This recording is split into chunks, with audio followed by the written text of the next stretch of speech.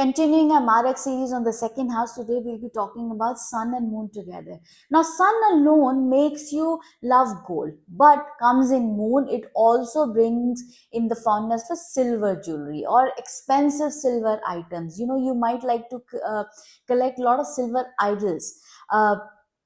This inclination is just not limited to ornaments. You will have a good wardrobe full of silks or artistically crafted clothes, which you only collect for your just for your hobby, not for daily use. This placement is also frequently seen in the charts of coin collectors, whether they favor antiques or newly minted pieces. It really depends on your financial health, what kind of collection you're looking for. Together, the sun and moon in the second house bestows you with a very pleasant and a presentable personality. Often, you express that through your dressing. You have a luxurious attire.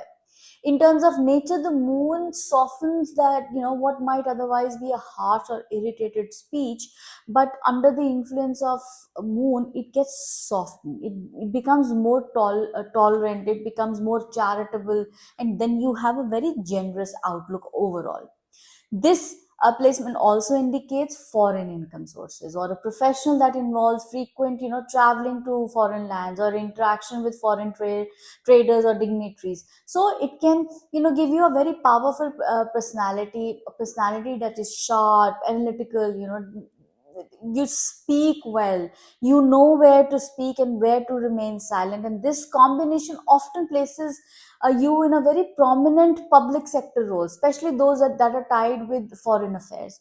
Moreover, this placement gives you a perspective mind, capable of reading others very well.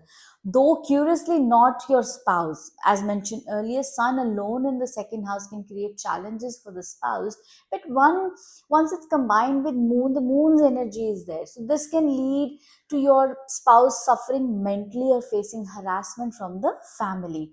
So such a spouse may live in a dilemma, remaining to remain silent even when the matters are escalating. They become highly